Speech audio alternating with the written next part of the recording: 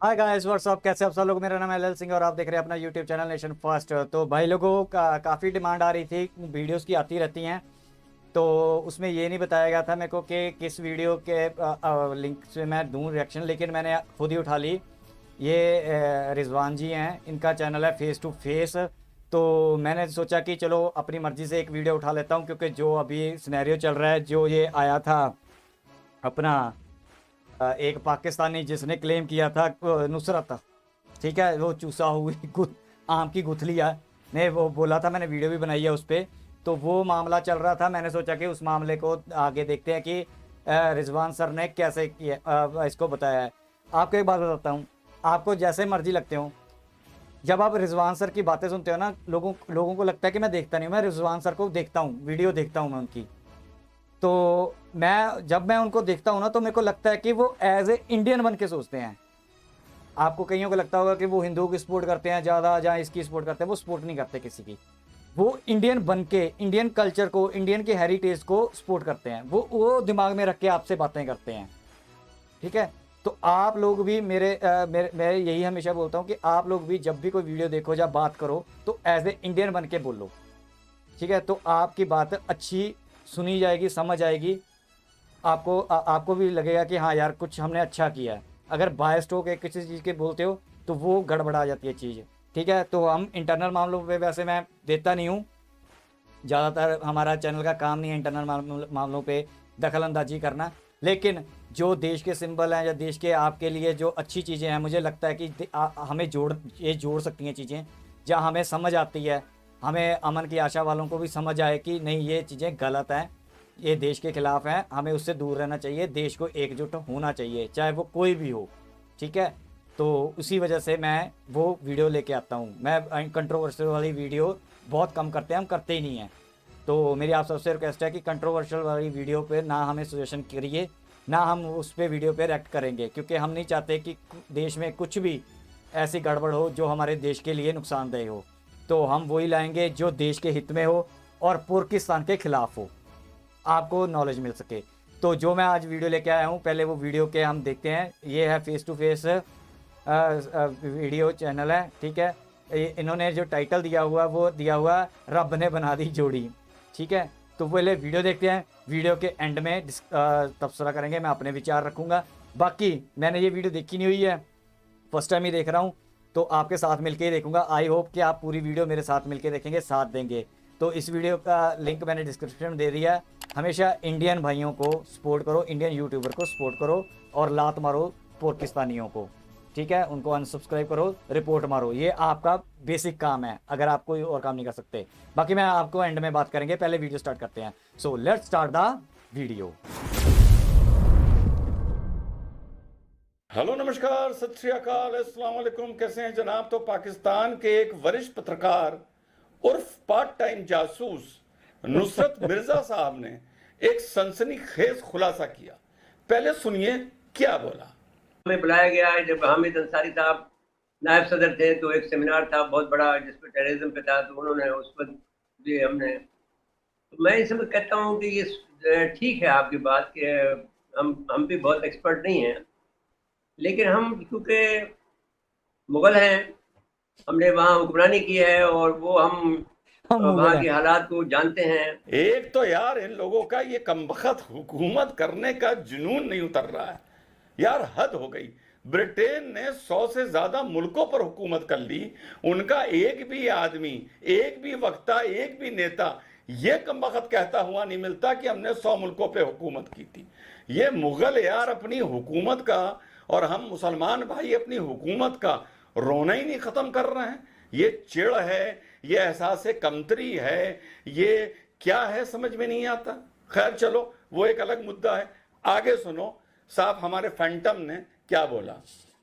और वहाँ की जो इंडिया के जो जो नफ्सियात है, उनका जो कल्चर है, उसको हम समझते हैं, उनकी वीकनेस को हम जानते हैं।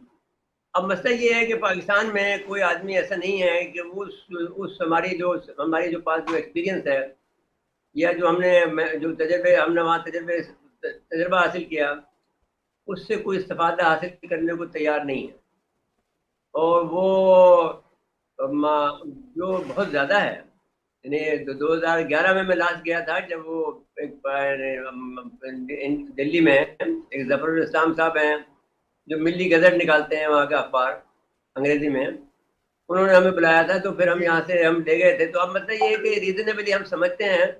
तो अब बात ये है कि आपको जो काम करना है तो उसका जो आपके यहाँ पाकिस्तान में क्या होता है कि एक चीफ गया तो उसने जो सारा का सारा जो पुराने वाला चीफ काम करके गया था उसको सबसे तोबा किए और अपना नया प्रोग्राम शुरू कर दिया। इस तरह से एक DGI चला गया। खुर्शीद कुसरी ने मुझसे कहा कि भाई ये जो तुम इंफॉर्मेशन लाए हो ये तुम इसको दे दो कियानी को। उस जमाने में कियानी DGI था। मैंने भाई मैं तो नहीं दूंगा, लेकिन आप देना चाहते हैं देते हैं, मैं आपको ये दे के जा रहा हूँ। तो खैर वो उन्होंने दे दी थी। फिर बाद में किसी आदमी ने, एक ब्रिगेडियर ने मुझे फ़ोन किया, कहा कि साहब ऐसी इन्फॉर्मेशन हमें और मिल जाए तो अच्छा। तो मैंने कहा भाई ये इन्फॉर्मेशन काफ़ी नहीं है, इस पर ही काम करो। तो इनका एक रिसर्च भी ज़रूर है, ये नहीं कह सकते कि आप ये लोग वहाँ के हालात को नहीं जानते हैं। सुना सर, तो ये हो गया एक पाकिस्तान का पत्रकार उर्फ पार्ट टाइम जासूस। 2 मिनट को इसकी बात को हम अलग रख देते हैं। सुनिए, श्री आदेश अग्रवाल साहब ने, जो पेशे से वकील हैं, वरिष्ठ वकील हैं, उन्होंने इंटरनेशनल कॉन्फ्रेंस ऑफ ज्यूरिस्ट रखी थी। उसमें उनके साथ क्या घटना हुई सन 2010 में, सुनिए वो क्या बोल रहे हैं। This is totally wrong to allege that Pakistani journalist and spy attended our function. ये पूर्णतः गलत है कि पाकिस्तानी जर्नलिस्ट कम स्पाई हमारे कार्यक्रम में इनवाइट किया गया था। This is totally wrong that we ever invited him. Neither we invited nor he attended any of our conference, but to speak of the conference held on 11th and 12th of December 2010 held in Vigyan Bhavan in New Delhi. हमारी conference जो 2010 में हुई थी, उसमें ना ही Pakistan journalist Nusrat Mirza आए थे, ना ही उनको इनवाइट हमने किया था। Yeah, this is correct. After once the Honorable Vice President has accepted our request to inaugurate this international conference, after that I was called by Mr. Ashok Diwan. जब हमारी कॉन्फ्रेंस में शिरकत करने के लिए माननीय वाइस प्रेसिडेंट साहब यानी हामिद अंसारी साहब तैयार हो गए थे, उन्होंने अपना समय दे दिया था, उसके बाद मुझे फ़ोन आया वाइस प्रेसिडेंट सेक्रेटेरिएट से श्री अशोक दीवान जी का, who was the director in Vice President Secretariat in Vice President House. जो डायरेक्टर थे वाइस प्रेसिडेंट सेक्रेटेरिएट में वाइस प्रेसिडेंट निवास पर। And he told that you, Honorable Vice President, want that a senior journalist, Mr. Nusrat Mirza from Pakistan, should be also invited to attend your conference. Shri दीवान जी ने मुझसे कहा कि vice president साहब यानी हामिद अंसारी साहब ये चाहते हैं कि पाकिस्तान के वरिष्ठ पत्रकार श्री नुसरत मिर्ज़ा जी को भी इस कॉन्फ्रेंस में इनवाइट किया जाए। इसके साथ साथ 2009 में एक एंटी टेरर सेमिनार या कॉन्फ्रेंस की गई और उसके ऑर्गेनाइजर थे Jama Masjid United front Jama Masjid United front, और जिसके कन्वीनर थे शाही इमाम के साहबजादे। उसमें भी 2009 में नुसरत मिर्ज़ा साहब मौजूद थे और उनके साथ हामिद अंसारी साहब बतौर वाइस प्रेसिडेंट भी एक ही डाइस पर मौजूद थे। अब सवाल ये उठता है कि आदेश अग्रवाल साहब स्पष्ट नाम लेके बता रहे हैं कि director of the secretariat of the vice president mister Diwan ने उनको फोन करके ये कहा था कि हामिद अंसारी साहब ये पर्सनली चाह रहे हैं कि आप नुसरत मिर्ज़ा साहब को इनवाइट करें। लेकिन आदेश अग्रवाल साहब ये ऑन रिकॉर्ड बोल रहे हैं, मैंने एंड तक नुसरत मिर्ज़ा जी को इनवाइट नहीं किया क्योंकि मुझे उनके क्रेडेंशियल्स जो थे या उनकी इंटीग्रिटी जो थी वो डाउटफुल लग रही थी। Now it is a big scoop. अभी ये कुछ नहीं है, but it involves the office of the Vice President of India Mr. Hamid Ansari, with due respect to him, this matter should go to NIA. Retrospect में इसको investigate होना चाहिए कि जो आदेश अग्रवाल साहब बोल रहे हैं उसमें कितना सत्य है। दीवान साहब जो डायरेक्टर वाइस प्रेसिडेंट सेक्रेटेरिएट थे वो अभी भी जीवित हैं, अभी भी वो काम कर रहे हैं। तो आदेश अग्रवाल साहब का ये बयान जो अभी उन्होंने टीवी पर दिया है, ये ऑन रिकॉर्ड आना चाहिए देश की एजेंसीज के रिकॉर्ड पर, हमारी इंटरनल सिक्योरिटी रॉ और NIA के रिकॉर्ड पर। दीवान साहब से पूछताछ होनी चाहिए कि जो आदेश अग्रवाल साहब बोल रहे हैं क्या ये सत्य है। 2009 में जामा मस्जिद यूनाइटेड फोरम ने जो एंटी टेरर हाँ, तो जामा मस्जिद यूनाइटेड फोरम ने जो एंटी टेरर कॉन्फ्रेंस की थी उसमें जो नुसरत मिर्जा जी को बुलाया गया था वो उन्होंने किसके कहने पर बुलाया था? क्या वाइस प्रेसिडेंट साहब के कहने पर बुलाया था या किसी और रेफरेंस से बुलाया था या अपनी मर्जी से बुलाया था? इस पूरी चीज की उच्चतम स्तर पर जांच होनी चाहिए। और साथ ही साथ मैं आपको ये और बताऊं कि जब हामिद अंसारी साहब ईरान में बतौर एम्बेसडर थे, ही वॉज एन IFS, तो उस टाइम जो ईरान में रॉ के ऑपरेशंस चल रहे थे, ये आरोप लगाया गया था, रॉ के हाई ऑफिसर्स ने ये आरोप लगाया था कि वो ईरान में रॉ के ऑपरेशंस को सैबोटेज करवाते थे, ईरान में रॉ के ऑपरेशंस को लीक कर देते थे, और उनके लीक करने की वजह से रॉ के 2 या 3 अधिकारियों को ईरान की खुफिया एजेंसी ने किडनैप तक कर लिया था, और उनका मोमेंट कि वो कहाँ जा रहे हैं, कब आ रहे हैं, ये ईरानियन एजेंसीज को इसकी खबर रहती थी। रॉ के अधिकारी ने ये आरोप लगाया था कि हामिद अंसारी साहब रॉ के ऑपरेशंस को ईरानियन खुफिया एजेंसी के सामने इंटरनली डिस्क्लोज कर रहे थे। अब इस पूरी चीज को अगर हम मिला के देखें तो ये बहुत ही खतरनाक घटनाक्रम है। No matter mister Hamid Ansari has retired, लेकिन मोल्स अगर हामिद अंसारी जैसे व्यक्ति अगर मोल हो सकते हैं तो फिर कितने मोल इस तरह से एग्जीक्यूटिव में, हाई एंड ऑफिशियल्स में हो सकते हैं। जरूरी नहीं कि वो मुस्लिम्स हों, वो नॉन मुस्लिम भी हो सकते हैं। जब राष्ट्रीय सुरक्षा की बात आती है तो मुस्लिम और नॉन मुस्लिम नहीं देखा जाता, मुस्लिम प्रेसिडेंट है या नॉन मुस्लिम वाइस प्रेसिडेंट है ये नहीं देखा जाता। एजेंसीज इस बिना पर जांच नहीं करती हैं। लेकिन जब हम पूरी कड़ियां जोड़ते हैं, Jama Masjid council United forum एक साथ खड़ी नजर आती है, उसके साथ नुसरत मिर्जा नजर आते हैं, उसके बाद दूसरी कॉन्फ्रेंस में जो आदेश अग्रवाल साहब करते हैं बतौर एक सीनियर ज्यूरिस्ट एंड एडवोकेट, उसमें फिर हामिद अंसारी साहब उन पर दबाव बनाते हैं कि नुसरत मिर्जा को इनवाइट किया जाए। नुसरत मिर्जा को 3 शहरों के बजाय 5-5 जगह घूमने की अनुमति मिलती है। It can be a big scam, a big scoop national security के लिए। एंड अगर इसमें प्राइमा फेसाई भी कोई शक भी है, उस हाई टॉप पोस्ट पर बैठकर शक की गुंजाइश तक नहीं रहनी चाहिए। इसकी उच्च स्तरीय जांच होनी चाहिए और इसका दूध का दूध और पानी का पानी होना चाहिए।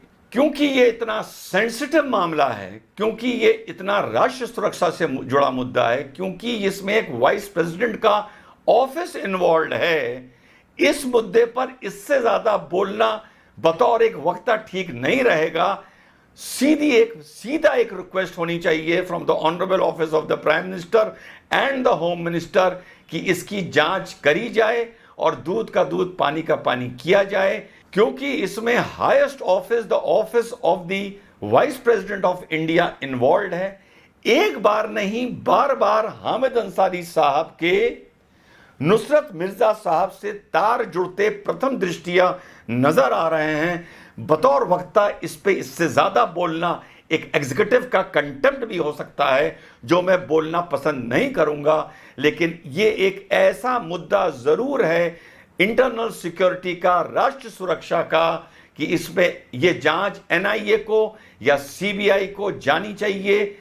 ईरान के वक्त से लेकर जो ईरान पे हामिद अंसारी साहब का जो वो ईरान में एम्बेसडर थे, जो उनकी वहां पर गतिविधियां थीं, उन सारी बातों को एक ही चीज में कंपाइल करके, ईरान में उनकी गतिविधियों को कंपाइल करके 2009 की जो जामा मस्जिद यूनाइटेड फोरम ने एंटी टेरर कॉन्फ्रेंस रखी थी, उसमें नुसरत मिर्जा साहब का आना, उसके बाद सन 2010 में हामिद अंसारी साहब का आदेश अग्रवाल साहब को as a convener and organiser of international council for jurist anti terror जो कॉन्फ्रेंस हुई थी, उसमें दबाव बनाना, ये सारे तार जुड़ने चाहिए और इसकी उच्च स्तरीय और बहुत ही गहरी जांच बिना किसी ख्याल के कि अगर हम वाइस प्रेसिडेंट के ऑफिस की इंक्वायरी करेंगे तो पूरे देश की बदनामी होगी या कम्युनिटी की बदनामी होगी, या बिना इस चीज का कम्युनल एंगल दिए इसकी उच्च स्तरीय जांच होनी चाहिए। इससे ज्यादा इस मुद्दे पर बतौर वक्ता मेरा बोलना ठीक नहीं रहेगा, because it involves the office of the vice president of India. जय हिंद, वंदे मातरम, खुदा हाफिज। तो भाई लोगों, यहाँ तक की वीडियो आपने देख लिया। मैं इसीलिए आप लोगों को बोलता हूँ कि पाकिस्तान से कोई लिंक मत रखो, पाकिस्तान का कोई बंदा इंडिया में ना आ पाए, ठीक है। जो हम जा के मैंने पिछली वीडियो में भी बड़ा चिल्लाया हूँ, हम बड़े उनको कहते हैं आप इंडिया आओ, घूमो, ये फिरो, ये करो, वो करो। बस मेरा तो यही कहना है कि यही रिजल्ट मिलेंगे, यही सब कुछ होगा, ठीक है। आप मैं ना समझाने के लिए आपको कोशिश करता हूँ। मेरे को नहीं पता कि कितने लोगों के भेजे में ये बात बढ़ती है कि नहीं बढ़ती। आप मेरे को कुछ भी बोल सकते हो, ठीक है, कुछ भी कह सकते हो, लेकिन अगर आप पाकिस्तान को कहोगे कि इनवाइट करो, जब पाकिस्तान के साथ हमने ट्रेड करना है, ठीक है, पाकिस्तान भी हमारे भाई हैं, तो मैं आपके खिलाफ ही खड़ा हूँ। मैं तो बोलूँगा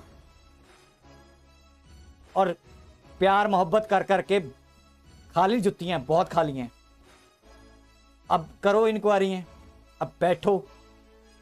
ये अच्छा हुआ उस चूसी हुई गुथली ने, जो साले चूसे हुए आम ने भौंक दिया। अब हमें भी पता चलेगा कि नहीं ये इंक्वायरी होगी, हमें करनी चाहिए इंक्वायरी। इसमें कोई, चाहे मुस्लिम हो, चाहे हिंदू हो, चाहे सिख हो, चाहे ईसाई हो, कोई भी हो, अगर गलत पाया जाता है तो उसके लगने चाहिए डंडे, पिछवाड़ा सुझा देना चाहिए उसका मार मार के। मैं एक अक्सर बात करता हूँ, मैं क्या करता हूँ, मेजर गौरव आर्य सर कई कहते हैं, major Gaurav Arya sir mostly कहते हैं, मैं उसको बाय करता हूँ उनकी बात को, ठीक है, कि दरवाजे हमेशा अंदर से खुलते हैं, वीज़े हम अंदर से ही देते हैं। और मेजर गौरव आर्य सर को भी मैं दोबारा संबोधन कर दूँ, please major Gaurav Arya sir, या हाथ जोड़ के आपसे रिक्वेस्ट है, इंडियन यूट्यूबर्स भी हैं, उनके पास भी इंटरव्यू देने कभी चले जाया करो, ठीक है। और प्लीज़ एक और रिक्वेस्ट है, मत बोलो उनको जाके, और चलो आप बोलते हो नहीं भेजोगे उनको स्पॉन्सरशिप, आरजू काजमी आलिया और अपने चीमचू को, चीमे को, पर आपका बोलना ही चुभता है, ठीक है। आप भेजो नहीं भेजो वो अलग बात है, लेकिन प्रॉब्लम हमें दिल से होती है कि यार आज से 6 महीने बाद, साल बाद, 6 साल बाद, 10 साल बाद जब ऐसी बातें फिर निकलेंगी, उसकी रिस्पॉन्सिबिलिटी कौन लेगा। ये आरजू काजमी आलिया चीमा जिनको आप बोलते हो कि आओ हम कश्मीर घुमाते हैं, या फिर आओ हम आपको यहाँ पे कॉन्फ्रेंसें अटेंड कराते हैं, कौन रिस्पॉन्सिबिलिटी उठाएगा उसकी।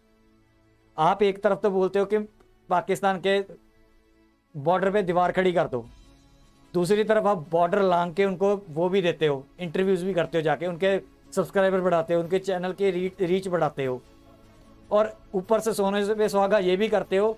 मैं आपको अकेले को ब्लेम नहीं करता, यहाँ पे 50 और घूम रहे हैं, आपको इसलिए बोल रहा हूँ क्योंकि आपको मैं दिल से प्यार करता हूँ, इसलिए आपको बोल रहा हूँ। आप उनको स्पॉन्सरशिपें भी प्रोवाइड करने के लिए तैयार बैठे हो। पता नहीं, आप, मेरे को समझ नहीं आती, एक तरफ आप दीवार खड़ी कर रहे हो, दूसरी तरफ आप वो भी बोल रहे हो।